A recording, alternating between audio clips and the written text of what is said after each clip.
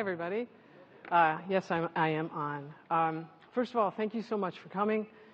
This is my talk called Jiro Dreams of Game Design. If I didn't already say so, my name is Brenda Romero, and I am a lifer in the game industry and very grateful to be one.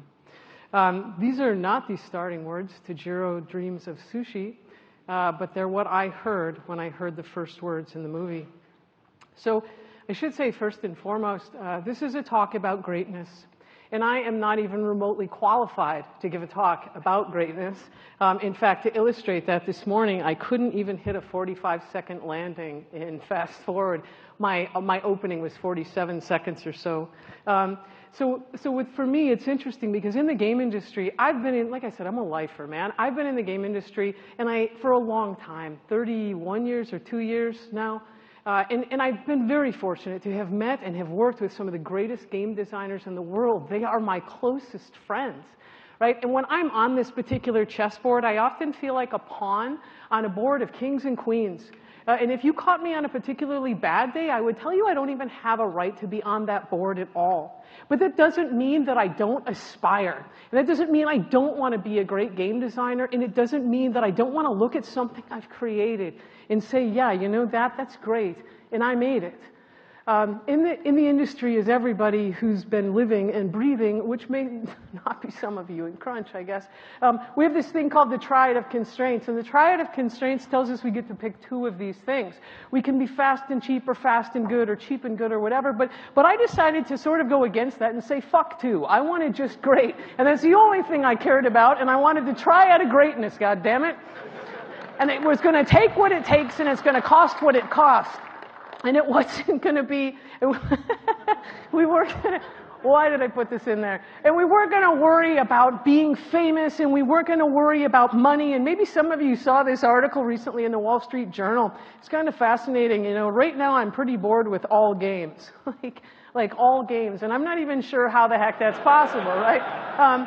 But for me, like I said, it wasn't about fame and it wasn't about money. It was the pure pleasure and delight in crafting something great. And I know I have some fellow game designers in the room, and you've looked at a spreadsheet and you've been very thrilled with what you've created, even though nobody, Bob Bates, I'm talking to you. And you know that you've just loved it. And I know I have programmers in the room, and you know you have an algorithm that nobody's going to see, but you wish you could tell somebody about it because you're just passionate about it, that pure pleasure in creating something that we love. And so for me, I wondered, like, what if I tried to make something great? Or as good as I could possibly make it, whatever my personal level of greatness was.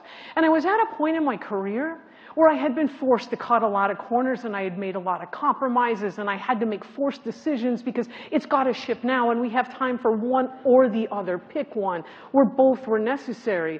And I've also, you know, like I'm not a genius, right? I can't even tell time, apparently. And I make bad calls sometimes. And so I had had a lot of these. And so for me, I wanted to try to reach for greatness. And so it was a point of change. And so sometime in 2009, I made this particular game, which some of you may know about. It's a game called Train. And I wasn't going to tell anybody about it, right? I just wanted to see if I could make a game as good as I could make it. And so I obsessed over every single little detail. Like the guys that you see here, I wanted to make sure that they were just right, and it was just the right color of yellow. And the tracks underneath them were made perfectly and made by hand. Again, I'm sure there's people who build model railroads who could do a better job, but this literally was as good as I could do it. And if it wasn't as good as I could do it, and we all know when it's not, I would do it again until it was. And if I didn't know the answer, the great thing about not having a publisher or a ship date is if I didn't know the answer, I'd just stop. And I would wait until I did know the answer. And I didn't force anything. I didn't say like, well, I guess this will work. Like, oh, that'd work. You know, I didn't do any of that. I waited until I knew exactly what it was going to be. And, you know, although I said my goal was to make a great game, my goal, again, was just to make the best game that I possibly could. And it was an incredibly wonderful, cathartic experience. And I never intended to release it. And I still don't know that I would call it great. The game ended up getting released when I talked about it at a very small game conference, having made a promise to a group of game designers that I would. And there was a member of the press in the room, and so it was accidentally released into the world. So having made this, and it got a lot of critical reception for which I remain profoundly grateful, and even to GDC for letting me come here and talk about it and to show it last year. So all that said, this is still me. I still feel often because my friends, as I said, like, you know, they've created genres, right? And that's not something I've ever done. I don't think that, you know, as this slide says, I don't think it's a coincidence that the best game, the game I am most respected for, is the game that I tried to make as good as I possibly could. And it's not to say that the other games that I worked on, I didn't pour everything I had into them. But sometimes, whether it's publishers or money or we're one person on a team of 400, it's hard to put that piece of greatness in there. But in this particular games, and in that particular game and the games that followed, I just wanted to make something great. So anyway, back in the real world, like I totally get this isn't reality, right? That we have publishers, and I may have worked for this guy, and that we have publishers, and we have schedules, and we have budgets, and we have milestones, and we have things that we have to do, that we have to deliver things on time and on budget because it is allegedly what we do. And we're forced to pick two things, and ultimately when we pick two things, we already know which ones we pick. We pick fast and cheap, and ultimately this is how we are remembered. We ship games out, and we say like, well, it's good enough, and I wanted to not be good enough, or even worse, poor again.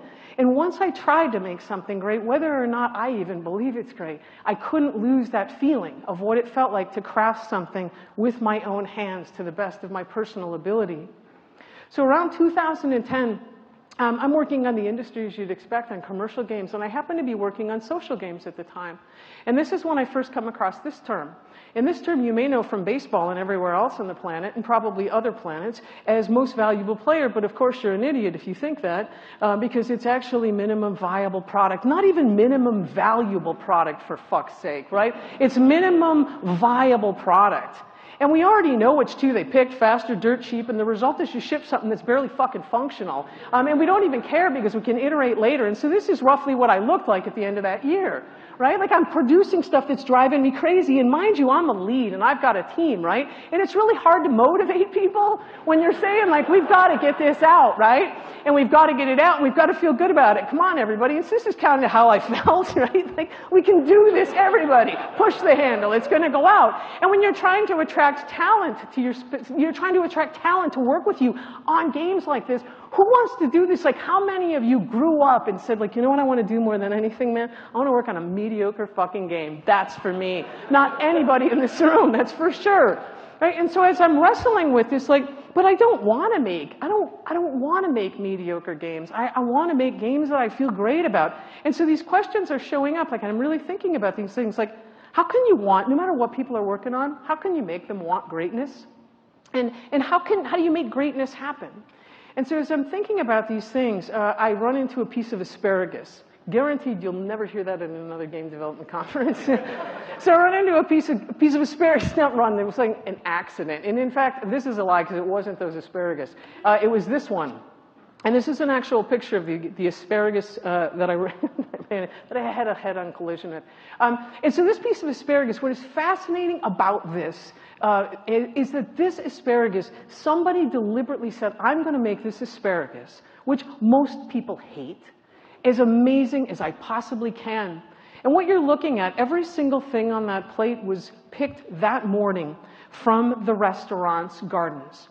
Everything on that place was hand-placed at the table by 4 sous chefs with tweezers. It was performance art, and it was the most amazing piece of asparagus I've ever eaten. And as crazy as I still sound, which is nothing new for me, this was a transformative experience for me. And this is where it happened. It happened at a place called the Restaurant at Meadowood. And the Restaurant at Meadowood is a 3-star restaurant. It's one of 2 in the entire state of California, and it's located in Napa Valley. This is its chef, Christopher Castal. He achieved his 3rd Michelin star under the age of 30, and which has never happened by anyone. He got it in when he was in his 30s, and he got it in 2011. And these are pictures from the food at Meadowood. And as you can see, this doesn't look like anything you're going to get at Denny's. And what I realized when I went in there, and it was immediately apparent to me, as I'm sure it would be to you, is that I was part of an experience that was fully designed. As he later told me, it's curb to curb. And it was opening screen to end game. The second that player comes into my environment, I want it perfectly controlled, and I want them to have an amazing experience. In the restaurant, everything, nothing is left to chance. The table linens are ironed. Everything is done incredibly deliberately. And it's done deliberately to give you the absolute best possible experience that you could have. And for those of you who may not know about the Michelin system, I'll tell you about it. So it started in 1933 by the Michelin brothers. And yeah, it was totally a marketing ploy, right? The Michelin tires, it's that fat, rotund tire guy, the stacked white donuts, whatever you want to call them. So this guy, they want to get people going out and seeing the world. And how do they do that? Well, they need to tell you places to go. And so they start telling you that these are better places. So they give them 1 star. And then the 2-star are even better. But the 3-star places are exceptional cuisine and worth the journey. They are food as art. These are the masters in the food world. And again, these are some more pictures of Michelin 3-star dishes. And they don't just look beautiful. The most common thing that people say when they eat at one of these restaurants is, I have no idea what I'm eating, but it's the best I've ever had. And they're not kidding. I know that sounds crazy, but it's actually what is said. It's making food into an art form. And it was what I wanted to do to games. You know, there's nothing here that doesn't just look like somebody paid attention to every detail. This particular place, this is a restaurant, a 3-star in Chicago called Alinea, and they actually make the dessert on the table. Everything you see there was crafted in front of the audience that's around the table, and it's a full experience. And of all the restaurants in the world, of all of them, there are 103 Michelin 3-star restaurants. And many people will compare it to the Oscars, but that's not even a good comparison, because the worst thing about the Michelin stars is you lose them. Just imagine if you've won Game of the Year, losing that, if you fail to make the Game of the Year the next year. So you hit perfection and you have to keep it. And they translate, now if you get 3 Michelin stars, it's not cheap to eat there, your price goes up, and you become a celebrity in the food world. But for me, when I'm there and I'm seeing this entirely designed experience, I can't stop obsessing about it. It's what I'm focusing on. I'm attracted to the greatness that I see in these chefs. And so now I've got this on my mind, and it's when this happens and I'm thinking about greatness in art and music and in food, obviously, and in games, it is when I happen upon this guy, Gordon Ramsay. And so Gordon Ramsay, I'm working a Facebook game, so it is not a far-fetch. And I'm working a Facebook game. So Gordon Ramsay, he currently has 15, he's been awarded 15 Michelin stars, of which he currently holds 14, and he's an absolute empire. And it's then that I have, while watching Hell's Kitchen, I have this epiphany that we had the same job, right? So it's his job to get all these people to do what he wants them to do, because otherwise it's his name on the line. They screw up, and he's the one who's going to be blamed. And these people, mind you, they coming in and, you know, maybe somebody lost their boyfriend last night, right? Nobody particularly cares, and it's just good enough. They just want to get this stuff out. And it's really easy if you fucked up in a game to blame somebody on your team, but ultimately, you were Gordon. You were the one at the pass. You were the one who had the responsibility to make that thing great. And it's precisely what happens in a game. And so I start thinking about my team, which may or may not be represented here. I'm the one who's playing FTL in the corner. And so I'm thinking about my team, and I'm aware that of the various issues people had, and how could I make them want to do something different? And for Gordon, all the output of his team is his responsibility. If you've watched Hell's Kitchen, if you've watched any of these chefs, they're watching every single thing that comes to them, and they have to. That is part of their responsibility. And I'm realizing, obviously, you know, it seems like one of those, of course your team is your responsibility, and sometimes the most obvious things we need to be told again. So for Gordon, every decision, every design decision had to be him at the pass. He had this line that I thought was interesting, and it sounds very damning, but he said this to some of the people on Hell's Kitchen: control your team, or your team controls you. Control your game, control what happens in your game, or it will control you. Whatever you let out of your hands has the possibility to dictate its future in a direction that you don't want it to go. So I thought about implementing this, and I figured my team would quit and it would suck. And thank goodness this is when I first meet Jiro Ono.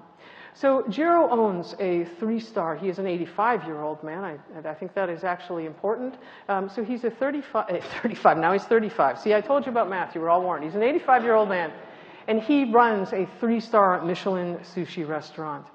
The movie Jiro Dreams of Sushi, I actually first heard about it from game developers on Twitter. People were going nuts. Oh my God, have you seen this film? You've got to watch it. It's the most amazing film in the world. And I've tried to understand, okay, so game developers and food, yes, we need to eat, but how is this relevant? And then people are just saying, watch it, you'll get it. And so the film, originally its producer, David Gelb, was planning a documentary with a ton of sushi chefs. And then when he visited Jiro and his son, he realized he had everything he needed to make a perfect documentary there. And so this was an interesting quote I read from him. And he says, here's a story about a person living in his father's shadow while his father is in relentless pursuit of perfection. And this was fascinating to me because when I read that, I thought, wait, that's what the film was about? Because all I saw was the incredible passion of this 85-year-old man who continued to try to make his craft better, who couldn't stop doing it, who just believed it could get better and better and better. And that's how I saw the film.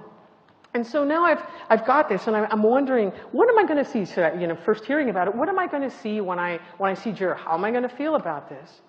And so I sat and I watched the movie, and if you haven't watched it, I'm not going to wreck it for you. But afterwards, this is roughly how I felt.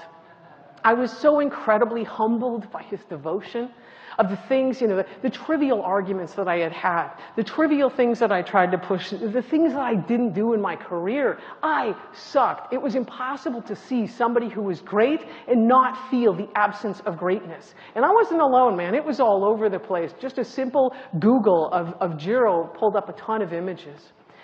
And the opening words of the movie, which I sort of showed before, completely floored me, and these are those words.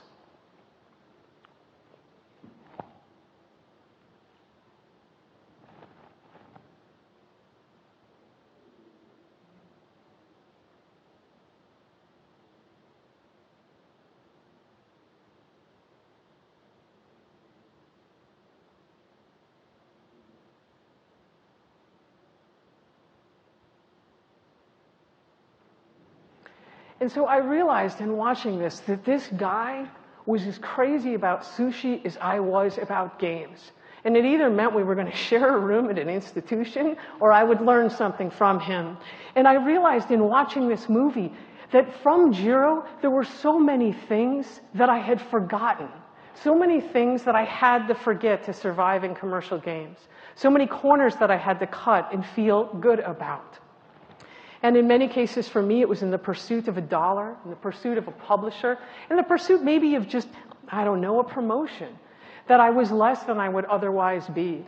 So this is me when I was cute, when I was still, I guess, relatively nice. I'm obviously a little kid there. And I grew up, I had a great family. I grew up with a mom. We didn't have much money, but she would let me get things. And one of the things that she would let me get is I would go to yard sales, and we couldn't afford board games, right? Not full-on board games. But if I were at a yard sale and there was a game for $5 and it had all its parts, that was too much money for my family. But I could always get the 25-cent games where it said some parts are missing. And so I assembled a veritable war chest of board game parts. And what I had, fortunately, was the ability to make up my own rules and Legos to build my own levels. And so I started my life very early making games that I wish I had saved because I just, I remember some of them. But anyway, so I built my own games out of these parts. And when I grew up, or when I was a kid, and I realized that like people can do this for a living, all I said was, I want to make great games. I want to make a game like that. And most of my games, frankly, I'm like old, right? So it was Dungeons and Dragons. And I wanted to grow up and make D&D. I wanted to make something as good as D&D. My first thing that I really took on as a game player is I rewrote the encumbrance rules for Rollmaster. And then I ended up rewriting the entire thing. And I didn't want to make something that was just quick enough and good enough and just enough. I wanted to make something great. And I felt like I found, I don't know, soul brothers and sisters and these Michelin star chefs who knew what they were doing and who wanted something that was that great as well. And for Jiro, when he talks about things, he talks about the idea, that it's all about the idea and the ability to execute on it. For him, it's to elevate the art form. It's to do something somebody else hasn't done. If you're not going to do that, why bother? I was talking to Wolfgang Puck. He is a 2-star Michelin chef. He has many restaurants. He is a brand unto himself. And he has 2 stars for Spago. And he mentioned to me, he said, it's all about the ability, the idea, and having the ability to execute. When he renovated his restaurant, Spago, this past year, did a huge renovation on it, and they just reopened. Many people said to him, are you crazy? Why are you changing? You're obviously so successful. And he said, if I don't change, not changing is the problem. That will cause me to stagnate, and eventually my customers will die, and I will be out of business, and everybody around me is changing. And so he understood that. He also said something to me that he thinks American chefs, i.e. game designers in my world, American game designers, well, he didn't say that, he said American chefs, tend to stagnate and want recipes because they're so afraid of failure. And I'm not afraid of failure. I have failed. The best thing that ever happened to me, no joke, was failing my Kickstarter because I didn't lose my game developer card. And I got some much needed humility. It was beautiful. It was wonderful. And I'm not afraid to fail. And I'm going to do it again. I don't want to, but okay. Anyway. All right, so, but if we look at these games, all of these games came from people trying to do something first, or doing something first and doing it extremely well. It's about the ability, the idea and the ability to execute. And I also learned from Jiro that everything is about great ingredients. And it's not just Jiro, it's all the chefs, but getting the absolute best ingredients as you can. And for us, that means getting great people, great tools, and great machines. You cannot make something amazing from shit. It's not going to happen, right? So trying not to cut corners on the people, trying not to cut corners on the machines, not to cut corners in any other way. And I think about Jiro, if you watch this movie, you'll see that he inspects every single thing, and he inspects it multiple times. And for him, it's not so much about the cost as it is about the quality. He always has the best tools, the best people, and the best machines. And mentioning people, one of the things that I have learned in my career is I will spend far more time managing somebody else's failure than I will somebody else's success. There's a guy, I'm guessing he's probably still coding, that works at my company. He's a tech director, and I think I have spent a sum total of 30 minutes talking to him about challenges in the last maybe 4 or 5 years. That's because he's a tremendous success. It doesn't require that. He just goes along. Whereas if you've ever worked with anybody who's a failure, man, that can take all of your time. And it's not just your time, it sort of takes some of your spirit too.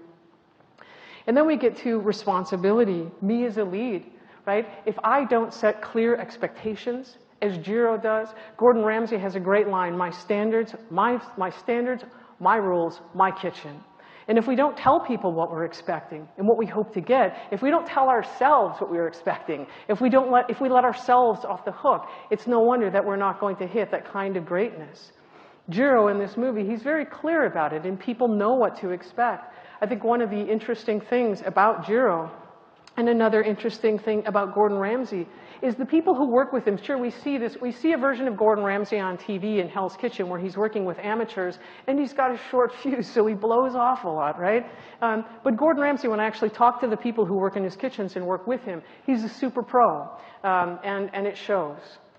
And for Jiro, the message is obvious, but delivery is not so easy. How do you accept that responsibility? And for me, I had a huge friggin' lesson to learn, a huge lesson to learn. Sometimes it's very difficult, at least for me, to give negative feedback because I care more about being liked sometimes than I care about being respected. And nobody's going to look at the back of a box and say, well, you know what, this isn't a very good game, but at least everybody liked her because she was afraid to tell people that it could have been better. And so for me, I had to find ways to deliver feedback and to care about being respected, not necessarily always liked. And it was also making sure that I'm paying attention to every single thing. This was a tricky one for me. So Jiro, one of the other lessons I got from him is they ship every single night, right? When you're a game developer, right? It's every night versus every 2 or 3 years. And then I started thinking about how unfair this is, right? Like, well, this is great. So in a chef's career, they're going to ship 10,000 and I'm going to ship 10. And how good are you going to be if you only ship something 10 times? But then I thought about, like, we are still on the days system, right? Like, we don't actually just turn the clock over every 2 or 3 years. And what if I did away with the notion of, we'll deal with that after? And I actually decided to polish today, and I decided to make something as good as I possibly could every friggin' day. And I didn't just walk away from it. I didn't just accept good enough, because I think that good enough, I don't think, man, I know, because I've made games that prove it. Not good games that prove it. That just saying it's good enough or it works isn't what I want to do anymore. And we all know this one, right? That we'll come back to it after beta, because obviously we get the programmers start getting 9 days a week after beta, right? And they can just come in and fix it for us. So instead, I would rather polish constantly. And then it's tasting everything. Do we play our own games? For me, I know that's the first harbinger for us, right? It's the first ability to see, are people playing our games? I can guarantee you if I worked on FTL, the game never would have fucking shipped. Because I would have just kept trying. Are we playing our games or are other people playing our games? I think about Gordon Ramsay yelling to people, taste it. We have to experience our own stuff. Is anyone playing your games? At Double Fine, I know they have something called an Hour of Fun, where every other Friday, they make people play games and they give feedback. Are we good at receiving? Am I good at receiving feedback? Am I good at receiving critical feedback? Am I good at receiving positive feedback? Do I welcome that stuff? Or would I rather ship something that sucks? And then with consistency, I love this quote from Jiro's son. He says, "The techniques we use are no big secret. It really comes down to making an effort and repeating the same thing every day." And for me, this one puzzled me. How could I make the same thing every single day? How could I be consistent in game design? When I go back to Meadowood, the restaurant that I showed in the beginning, I want to have that same level of experience. And if I don't, it's going to be a problem. For those of you who have made successful games before, the problem is compounded. Many of my friends who have made very successful games suffer from what I call the Pavarotti problem. Pavarotti was once asked, "It must feel great to be Pavarotti, to go out on the stage and sing." And his answer was sort of short, and he said, "No." Wouldn't that puzzle them? And he said, it's because they expect Pavarotti. Every time he goes out, he has to nail it. And so when I think about how we do this as game developers, how can we be consistent? A play to a game. Sometimes it's 20 of us building levels for a game, and it needs to feel like it's not a Frankenstein. And that it has to be a constant experience, moment to moment, session to session, level to level, game to game. It should feel like a consistent whole. We've all worked on games or played games where it feels like two artists with radically competing styles worked on it, or two designers. One level's way too easy, one level's way too hard. We should always strive for a consistent experience. And then simplicity. Certainly I'm guilty of this. I worked on role-playing games for 20 years. And that means that by nature I overcomplicate things with stats. But Jiro says ultimate simplicity leads to ultimate purity. It's important when you're working with your team to try to pull those things back. We all want to add stuff in at the end. But the most beautiful games that many of us have played have that very simple core. It is that one thing that we care about, the one thing the game is about, whether or not it's coded. In Wolfenstein, pictured here, you could actually stop and loot the bodies in the game, and that was all coded, working, polished, and finished. It was great, except it slowed down the core. It made the game less fun. It made the game less fast. It made the game less visceral. So this completely coded feature, completely coded and tested, and fully functional, it was all fine, was yanked because of that. In 10,000 hours, the only way, this is one of my favorite quotes from it, the only way to separate yourself. There are some who are born with a natural gift. This is Jiro Ono's son who says this. Some have a sense of palate and a sense of smell, and that's what you might call natural talent. In this line of business, if you work hard, you'll get good over time. But if you want to reach the next level, you need talent. The rest depends on how hard you work. And I think about some friends in the industry, and we worked together. We all started in 1981, and this is us today. I'm in the middle there with 44 games. My friend on the side, she has made 20. And then there's my other friend, and he's made 140 games.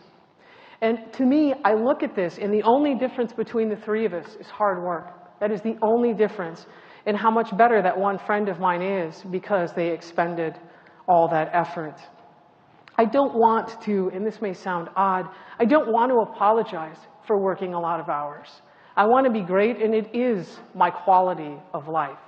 I get up in the morning, and it's not for everybody, I get that. I get up in the morning, and I'm reading about games or playing games. I go to work, and I make games or talk about games. And I come home, and I make board games or I play board games. It is my life. It is my quality. I want those 10,000 hours, and I enjoy what I do. And when I think about mentorship, for me, this was this amazing quote. It's not even supposed to be a quote in the movie, but this is a senior apprentice in the kitchen, right? And I just love that term. And for cooks and for Michelin-starred chefs, there is a culture of learning. If you talk to any of them, they will say, I studied under or I studied at. Jiro's son says, always look ahead and above yourself. Always try to improve yourself. Always strive to elevate the craft. That is what he taught me. And I got into this industry very early in '81, but I never had a real mentor. So this is Wizardry 1. This is the first game I worked on. We took mentorship, I guess, at the time and still to say, like, well, if you have a question, go ahead and come ask me, right? I'll let you know and see what I can do. But I don't know of any game designers who say things like, I worked under so-and-so, and think of it as really cultivating a career. In fact, we tend to sort of think of things as a hostage situation. We get somebody who's really great and we want to keep them with us instead of thinking of them going out and doing something more. And I got my first real mentor when I worked on Wizardry 6 with David Bradley. And David started to give me the seeds. He started to show me how he put stuff together and to give me a chance to do some of that stuff on my own, a chance to succeed and a chance to fail. But still, nobody, including me, has ever said this. And we don't necessarily pass on what we know to future generations in an active mentorship way.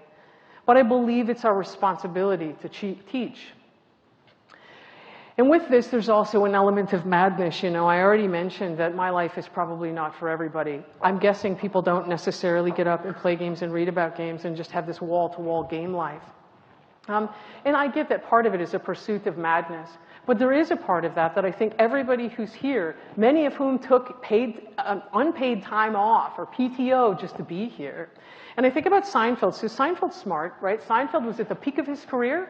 And what did he do? He left, peace, I'm great, I'm out, right? But no, not us. Nope, not a chance, right? Despite the risk, we can have incredible successes. And we keep going. And we keep going because we have to, because we want to make games. Because to not make them is not a part of who we are. Jiro has this to say, even at my age and my work, I haven't reached perfection. I'll continue to climb, trying to reach the top, but no one knows where the top is. And this brings me back to me. So this is me, this kid, this is me. I'm starting to make games there. I'm in a brownie troupe. I'm not particularly proud of this picture, but neither is anybody else I'm pictured with. And so anyway, this is me. I'm a kid. And all of you could end up having your picture here. I know that. We're here because the kid inside us, the kid inside you, the kid inside me, everyone in this room, the fact that you're at GDC is self-selecting, right? Every single one of us just wanted to make beautiful games. This is Gordon Walton. This is a kid. This is Vander Caballero. And this is Amy Hennig. This is engine director Mike Acton. This is the lead designer of Dishonored and Deus Ex, Harvey Smith. Dear friend of mine, Laura Lynn McWilliams. And this is Cliff Blazinski. And I really feel deeply that I have a responsibility to the dork wearing the brownie hat. I have a responsibility because she was unbelievably stupid enough to think you could grow up and make games for a living. That she could actually meet Gary Gygax, and she did, and she shook his hand, and she shook Dave Arneson's hand, and she later worked on D&D. That kid was that crazy to do it. And I feel, like I'm in my mid-40s, right? I feel like I have a responsibility to that crazy child who believed she could grow up and become the metaphorical equivalent of a rock star, to not cut corners and to not compromise, and to not make forced decisions and to not make bad calls, and to be as good as I can be, to elevate the art form and to try to be fucking great. Because greatness matters and games matter, and greatness matters to games. Thank you.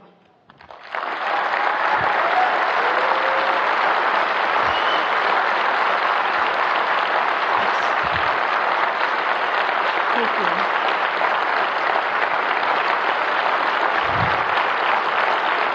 Thank you. Woo!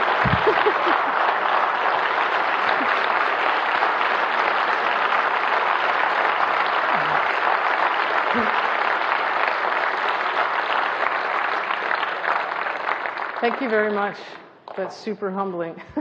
And I guess if you're going to give a talk about greatness and you don't get a standing ovation, you fucked up. We have, because I was obviously talking, oh, by the way, turn off your cell phones. Turn off your cell phones, and I speak fast. If anybody has any questions, I can answer them, but please go to the mics. Yes, sir. Is it on? Yep. Great talk, thank you. So I think everyone has very different styles when it comes to making games, and I think that's great. It makes us all different. So I'm just wondering what you think about when you hear things like perfect is enemy of good, or for a more clear example, I was at an IGS talk, Rogue Legacy, and they said, we're looking for good, not great. We made a game for $14,000 and we shipped it. And that's what they had to do to ship the game. What do you think about that? Yes. I mean, it depends, right? Like, you know, I have a game company, and I know that you know, and the person who's the lead designer on the game is one of the best game designers that I know. And I know that he can't go to his perfect. And I think perfect is different than great. I know for me, we have commercial limitations. Like I said, there's not reality. But it doesn't mean that I can't push it as far as I can conceivably push it. And it's one of those, and I had this moment of design, it was like a private moment of design where I realized after having worked for 3 weeks on this particular system, I realized there was a flaw in this system. And nobody would have known if I had just turned the stupid thing in. Nobody would have known because it was good enough. But I knew. And so I debated because basically it meant I was working all weekend. But I did it because that was not something that I wanted. And I'm sure, you know, there's way better game designers than me in this room who could make whatever I made better. But it's to get it, to elevate it as far as I can. And I also think that there's a range of things, right? Like, I'm into classic cars, and I think the 66 GTO is the most beautiful car I've ever seen, with a 389 and a tri-power, just to be specific. And I think it's the most beautiful car, but a 66 GTO is destroyed by a 426 Hemi engine in a 69 Roadrunner. And that doesn't mean that I don't love that GTO any less. And I still covet it, and someday I want it. Christmas. Sorry, that's my husband. And those are different levels, right? It is. I just don't want to settle. There was a great line from Thelma and Louise, and I forget which one said it. Oh wait, no, I know which one said it. Is you get what you settle for. And I just don't want to settle anymore. And I recognize it's also a pretty privileged position, because I can assure you, if I had to feed my kids, I would settle, and settle fast. Good answer, thank you. Sure. Yes, sir. Hello, sorry, my name is Brian. I'm a computer science lecturer from Ireland, and I teach mostly games, but I absolutely love the computer science aspects of games, and I'm very passionate about it. But I have to deal with a lot of students who are not on the same wavelength, who don't really feel the sort of desire to be great, and who are kind of happy just to submit kind of mediocre or average kind of projects. I'm just wondering, how do you deal with people that you have to work with who are not inspired to be great? Well, I tell you, the first day of classes with my students, I use Gordon Ramsay's line, my studio, my standards, my rules. And I also invite them to critique me. So, and I'm sure there's some of them in this room, they'll critique my talk, and they'll tell me ways that I can be better, and to try to cultivate a culture of critique, because it's necessary. And critique doesn't necessarily mean like just, hey, you sucked. It also means telling people when they did a good job. And so by cultivating that culture, I think it gives people an opportunity to show their strong side, as well as want to improve their weak side. Hey. Hi. Awesome talk. I just found that with this sort of stuff, it's really, I think one of the hardest things is the vocabulary surrounding this way of working, or this attitude towards your work. And for people that don't naturally come into games, and you know, they may love games, they may love game development, but they're not a Jiro, right? They don't have that attitude that you have, and that I'm sure a lot of us may have in this room as well. How do you go about, like, what's the vocabulary that you use? It almost seems like a vocabulary issue of how to explain it to people, or how to really engender that in them. It's a similar question to the last one, but that's the hardest thing I find is explaining it to them. Is like, you know, you use words like consistency. I felt like thoroughness is a good one as well. Like things like that. How do you, from like small mechanics all the way to, you know, even like something being a sum of its parts and stuff like that? You know, it's interesting because I'm going to re-answer the previous dude's question while answering yours. Right, yeah. I think part of it for me is also going back, and I swear I'll get to your question, and if I don't, call me out. is also about mentorship, about finding, looking at people we work with, especially if we are in lead positions, and looking at people we work with and finding ways, like, what is the one great thing? What is the thing that person can do amazingly well? And helping them become that. I know nobody would have ever thought of me as a system designer, ever, except maybe the teacher who taught accounting. But somebody found that, and somebody realized that it was David Bradley, realized that I really loved to do that, and then I was good at it, and I enjoyed it, and I just kept polishing that. And I think, for me, I talk all the time, and I'm about to do it again, through metaphor. Finding something people like. I had students who were really into cars, and so I was explaining to them, about driving. Like, sure, anybody can drive a BMW, but not everybody can flip that hood open and work on that engine. And that's what a game designer needs to do. And I also think it's important to, cultivate the culture of critique. Daily stand-ups. What are you doing? It's really hard to. It's hard to fall behind in a culture where that's happening. For me, what makes me want greatness is whenever I see it. I've had the opportunity, in one of my most recent gigs, I was working with 2 other game designers, both of whom were very accomplished coders. And I felt every single day my inability to code at a level inability to code at any level anybody in this room would consider functional. Right? So I'm constantly feeling that pressure because I'm around people who are better than me. And I forget who said it, but somebody was just saying, always surround yourself with people better than you. And I did. I hired a lead designer on this project who's better than I am. And I'm learning by watching what he's doing. I also just want to thank you as well for kickstarting this conversation within games, because I think especially that link to the Michelin stars and the relation between game design and actual professional cooking is spot on. So thank you. Thank you. Yeah, so actually this next question is about the link between game design and cooking, and the link between game development and other fitting metaphors. Because Brenda, you're awesome at metaphors. And so weirdly, I was having this conversation with a programmer recently about the process of game design, and I came to this conclusion that yes, cooking is a really good metaphor for game design, because we make these things, we taste them, and then we tweak, right? And maybe you look at recipes that other people have made if you're trying to make something new, and then after you've evaluated the recipes that are there, you start setting out new directions based on what you think you can make better. But I have no similar metaphor for programming, which I've also done, right? And so the question is, can you find good metaphors for the other disciplines with which we collaborate, or do you rely on other people to have that expertise and to have those metaphors and to mentor the rest of the team that you're working with? Do you just focus on the design portion of it, or are you looking holistically at the entire game development process and trying to collaborate with those other leads to find ways to bring up excellent people in other disciplines at the same time? Yes. Thank you for answering my question for me.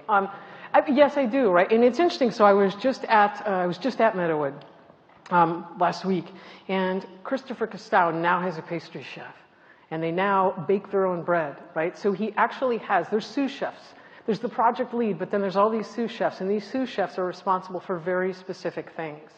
And I, in fact, I think code, even more than design, the ingredients and the tools and the people are even more important, and the processes. When I was talking about that constantly shippable stuff, to me, I'm almost exclusively speaking about code there, because you build something that's kind of not stable, and then the next day you're going to come in and build something even less stable on top of it. Right? So thinking about trying to constantly polish that. I'm not a coder, so my metaphors are not potentially as apt for coding. But I'm a creator, and every coder that I know in the game industry is equally creative, and they're just using code like I would use Legos. Cool. I think. Oh, wait. Okay. I don't know who's up next. Okay, you. So in my mind, greatness is kind of a subjective concept, and there's the problem that when you're pursuing greatness, what if other people you're working with see that pursuit is actually harmful or over-designing? I'm sure that's happened. So with the games that I'm working on right now, I'm sure there's people. So it depends. Right? Like commercial games is reality. And I can't say to my publisher, I can't say to my publisher, whomever that might be, hey, so it's not perfect and I'd like another $1 million. Like, because goodbye. And that's not going to happen. But with my other games, like, and I think this is possibly an outlet, right? These other games that I'm working on, these non-digital games, I'm making one game about the Trail of Tears where it's a literal one-to-one. It's called One Falls for Each of Us. And I'm building 46,000 and hand painting 46,000 people, because when people see this game, I want them to see the scale. I don't want to systematize it. I don't want to just boil it down, right? I want you to see the fucking scale of what happened to the 5 tribes. And for me, that's clearly over-designed, right? 1 could represent 100. But no, I'm going to do it this way because it's my game and it's my rules and it's my standards. And it has no publisher nor release date. So I get to do that. And maybe there's a place for it. That is a place for it. And maybe there's not. The commercial game that I'm also working on does not have that same freedom. I mean, it has a budget. It has a pretty small budget. And that's what, and I have to live within reality. You know, I mean, I can talk about greatness all I want, but reality can smash that down pretty quick. So I have to be as great or as good as I can possibly be within those constraints, which mostly, to me, involves just not letting myself cut corners. Thank you. Sure. First of all, fantastic talk. Thank you. One of the challenges that I've seen a lot of indie developers face, especially, is continuously iterating and remaking the same project for years and years and years and never actually releasing it. How do you balance that desire for greatness with actually getting your game out there in the hands of players? Oh, it's funny. That topic has come up several times today. I was talking with Brett Duville, who's he's an independent game developer now, but he was formerly at Bethesda. And finishing a project is very, says the woman making the 46,000 piece game. Don't listen to me. Finishing a project is one of the most important things we can do. And sometimes it just might be making smaller projects, right? And there's lots of people. I mean, give yourself a date and make yourself accountable is the single most important thing I think you can do. There's lots of games. If I had, I'm waffling around because there's so many different ways that I can approach this. But when I ask people like what the most important piece of game design advice they can give, it's finish a game. I've interviewed so many people who say, oh, I've worked on 30 games. How many have you finished? Oh, because closing a game, shipping a game is 90% of making a game. And that's the part people care about. And I want to get as good at that as I possibly can. And the way to do that, there's another guy I was talking to today, Manver Air, and he said, just get your bad game out of the way. Like, it's going to be bad. It's your first game. Just get it out of the way. And then get another piece of shit out of the way. But just keep doing it. And eventually, those things become good. But you have to close the game. And knowing how to close a game is one of the most valuable skills anybody can have. Thank you. You mentioned mentoring and mentorship in your talk. I have a kind of a two-part question.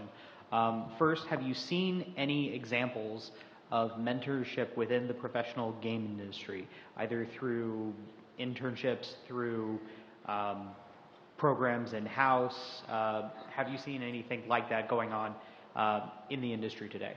I have, yeah. I mean, and in fact, there are many publishers who are now starting internship programs. So I don't even know what I can actually say because I had to sign NDA, so I'm just going to say it generically. There's one big publisher, first party, pick one, who has a really great internal group where they basically work with students fresh out of college and keep them intact and help them to make games. And then there's, I know other first party, Sony, Microsoft, Nintendo, right? They have internship first party, like you don't know who I'm talking about. Anyway, so these companies, they have internship programs, and I regularly talk with them.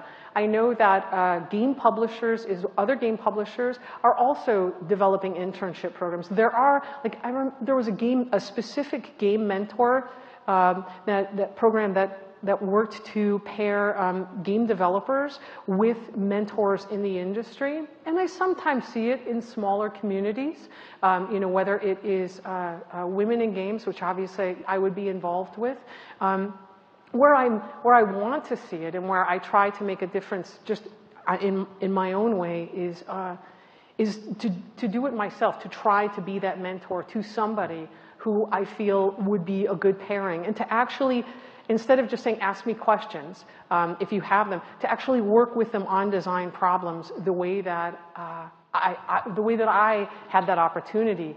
And I also enjoy, my husband and I, we go to, just a couple weeks ago, or was it last week? We go to some predominantly Hispanic schools to work with Mexican kids. My husband's Mexican, to get technology in their hands and in front of them, because code is the great liberator. It doesn't matter where you start, code can get you out. So trying to be a mentor on various levels, individually instead of on a corporate level, to me that's been super rewarding. I think you actually answered my second question as well as my first question. Glad I could help. Thank you. And I'm psychic. No, yes. Hi, so about the connection between games and cooking, my question is, how many people who work in cooking continue to work in that field after they're 30? And how does that apply to the games industry, which has a pretty bad retention rate for folks after they're 30, let alone 40 or 50, well, so and that pursuit of greatness, which kind of grinds perhaps people down? So it's interesting, you're right about both fields, interestingly enough. It's one of the parallels. But Christopher Costau, so if I said it incorrectly, but Christopher Costau was the first chef, he was the youngest chef to get 3 stars, and he did it in his 30s, which tells us that the chefs are all above that age. And there's tremendous burnout in the restaurant industry, especially at that level. And a lot of times people come and it's just too intense. I was talking with the captain at Meadowood this past week, and he was saying, I asked him, like, why do you, and this is like a topic that fascinates me, why do you want to do this? Because if you are as great as you can be, Costau's going to get the glory. So why? And, and I know, like, I've worked with lots of leads, and I know they'll get the glory, but it's still the answer that he gave. And the answer that he gave is because I want to see if I can make it in the big leagues. I want to work with greatness, and I want to see what it's like. And it's not just Meadowood, it's all 3-star restaurants. There's lots of people who come through and go, wow, this isn't for me. This isn't something that I can do right now. And I've certainly felt that before, coming out of some teams that were already moving, and they were just full of incredibly great people, and feeling like, holy cow, I have no idea what I'm doing, oh my goodness, and feeling like I'm going to fail by the seat of my pants until I caught my breath and figured out what was happening. There's tremendous parallels there. The retention for the Michelin, the 3-star, it's experience, but I do know their burnout rates, their fall-off rates are similar, because it's a very hard-working culture, and they work our hours as well, right? I mean, they come in and they're working late to late, generally. Well, late in the morning until late at night. Hi. So I haven't seen Jiro, Dreams of Sushi, but that one slide where it talks about the film focusing on the sun living in the shadow of Jiro, that stuck out to me because, like, a lot of this. So I worked on Journey, and with I was Genova, and I'm working on another game now, and I think there's also often this illusion in the industry of this sort of like hero figure, the person who we sort of attribute all of these greatness things, and Genova's incredible. But in working on Journey, it wasn't until we sort of stood back and sort of listened to each other and looked at that sort of collaborative, the fact that we were, that collaborative greatness, that we were all in this together, and that we sort of reframed, what the game could be, and sort of looked into each other to find answers in each other. And so I guess could you just speak to the role of humility and mentorship, because I think it can be really stressful when you have a Hell's Kitchen and you have a person that is supposed to have all the answers, and that they're the only person who, their say goes. And I don't know, I think that's not a good environment to make games in. Yeah, I agree with you. Right? Like, I wouldn't want to make games in Hell's Kitchen either. There was one thing that it never even occurred to me, just until you asked that question, to include in this talk, and it was this very moving few minutes. I'll find it and I'll tweet it after. But there was this incredibly moving thing on YouTube where this guy, he's the chef, and it's his restaurant, and he gets he gets a letter from Michelin letting him know that he's got 2 stars. And when he reads the letter, he can't even get through it, and he starts to tear up. And you see the guys behind the counter all stand up, and they're all crying, and they're hugging each other, and it was very clear that it was a team effort, and everybody knew it. And in any 3-star Michelin kitchen that I've been into, there is the figurehead, there's the person who's speaking, but that person knows they're relying on everybody that is expediting the food toward them. And in fact, I feel if it were any other way, it would fail. And when I saw that guy start to cry and like go right to his teammates to celebrate with them and how they were tearing up, I thought, my God, I want to work on a team like that. I want to work on a product like that. I want to work on something where we're also invested and we're also incredibly reliant upon one another. I don't want to work on a team where there's the God figure who just says this is how it's supposed to be. I mean, I firmly believe the easiest way to spot a senior designer versus a junior designer is the junior designer finishes something and says, I've made it, it's done. And the senior designer finishes and says, I've made it, what's wrong? And hands it to another designer. And I think that's essential and integral. Like I know every single game that I make, I'm basically begging my game designer friends to find out where the holes are in it before the press does. That's my hope. Thanks. Sure. All right. This is my favorite pick so far that I've gotten from game developers. That's Amy Hennig. I love that picture. All right, everybody, thank you again so much for coming. I appreciate it.